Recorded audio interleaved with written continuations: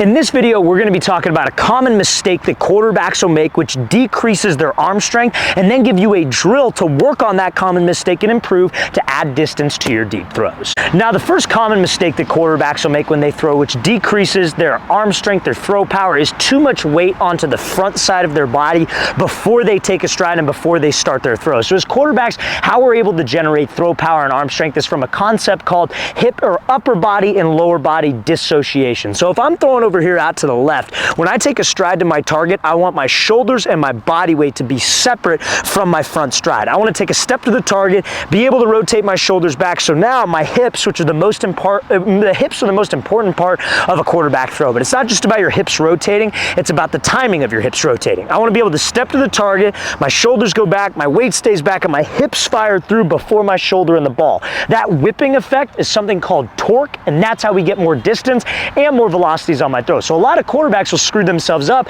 as they get to the top of the drop, and they're almost like opposite. In their base, and your base as a quarterback, guys, you want to try to be like 60-40, 70-30. A lot of quarterbacks are the opposite way, and they don't even feel it, right? But when your weight's forward and you take a stride to the target, you physically could not separate your upper body and your lower body, and your back hip, your back knee, your back foot, it trails behind. So when you throw, it's shoulder, elbow coming ahead of your hip. Maybe this leg tends to lock out at times, but we lose power because I'm not engaging my legs and my hips at the right time. I want my weight to be back. I want to stride and keep my weight back, but I have to get there pre-throw in order to get to that position. So this next drill we're going to go over is going to work on that specific skill.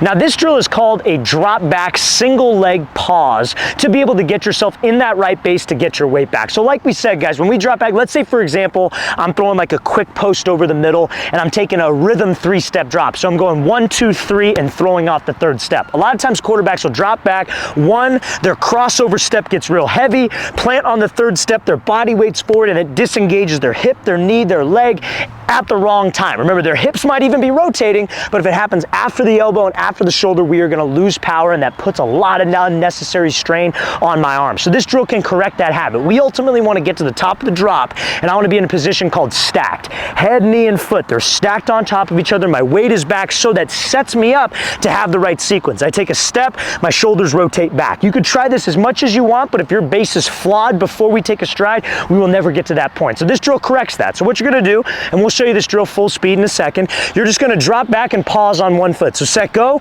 left, right, and you're going to hold it and balance on one foot. It is impossible to have your weight forward and balance on one foot. If you do that, you're not going to be able to balance on one foot. So it forces you to have to get your weight back. So it's a 2-part drill. So let's say you have a partner, he claps. Left, right, you hold it. Partner claps again. Lightly set down your front foot, claps again. And you throw on the 3rd part of the throw. It naturally corrects your base and gets you where you need to be because you have to balance on one foot. So we're going to show you how this drill should look full speed.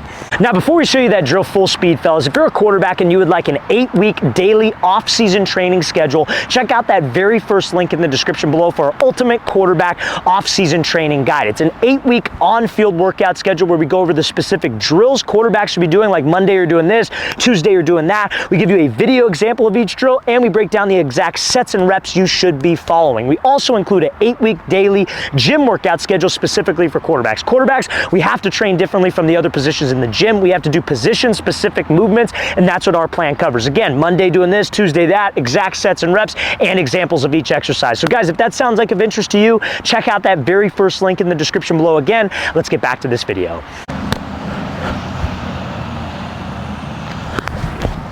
Now, the next common mistake that quarterbacks will make that will decrease their arm strength kind of builds off the first thing that we were talking about, right? Remember how we said your weight's forward, that doesn't allow your shoulders to get back, you can't engage your back hip, your back knee, your back leg, so you lose power, right? So a lot of quarterbacks will fix that problem pre-throw. So pre-throw, they'll be here. They'll get to that stacked base, 70, 60% of their weight on their back leg, but the issue is they push to try to create power, and I'm going to talk about why that's bad, and then of course give you a drill to fix this problem. So guys, we never want to create power. The throw doesn't start with the back leg. That was a common misconception that I was even taught when I was a quarterback, is that, oh, you got to push to the target and that will create your front stride. But guys, remember, power comes from separating my upper body from my lower body, upper half and lower half dissociation. I want my hips to fire through before my shoulders and before the ball. Think of it like a baseball swing. If you're in the batter's box, because hitters of a baseball, they create torque. Just like how throwers of a football, we create torque to get velocity and and hitters want to get bat speed to have the ball jump off and go further, right?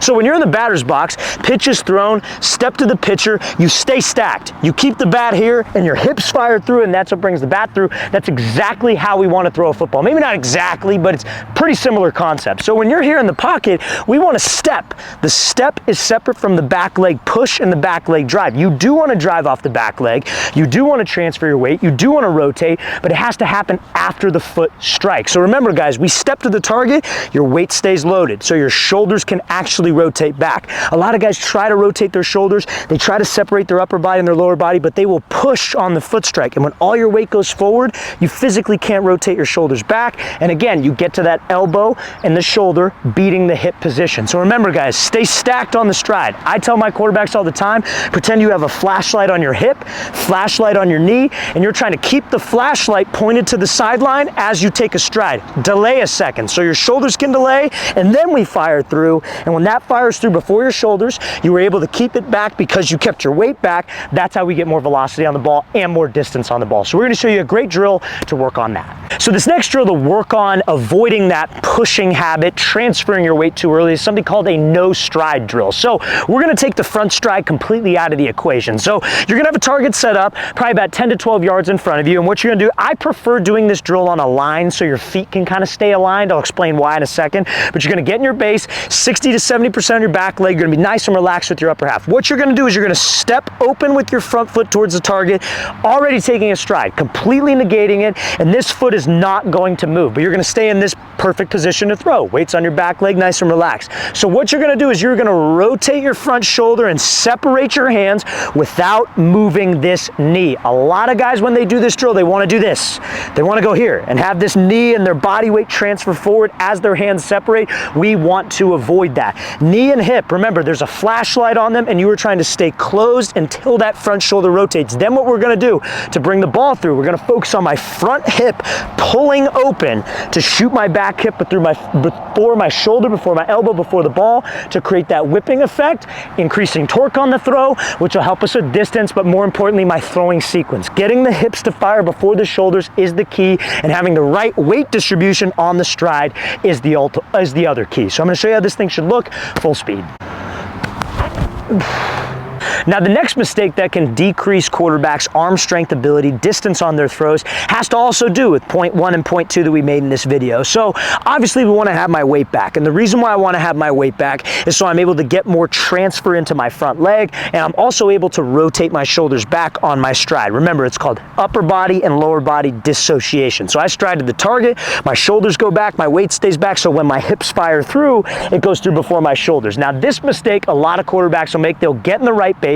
They don't have their weight transfer through on the stride, but what they do is they open up with their front shoulder. They do not close their front shoulder slightly, guys. Remember, to get to that upper body and lower body dissociation, we actually have to have my upper half rotate away from my front stride. Not a ton. You don't want your elbow to pull way behind your back, but you do want the back of your left shoulder to slightly rotate to the target. We're rotational athletes. So when this shoulder slightly rotates, as that front foot gets down, that's when the hips can coil through. But a lot of quarterbacks have been taught to open like so. And when you open and those hips and shoulders fire, your shoulders and hips are opening at the same time. That's going to cause us to push the ball. Sometimes your ball might have an outward spin and we're going to lose power. Remember, guys, it's like a baseball swing. On a baseball swing, you don't have the hips and the back come through at the same time. You separate, and we have to separate on my throws. So we're going to give you a great drill to work on just that.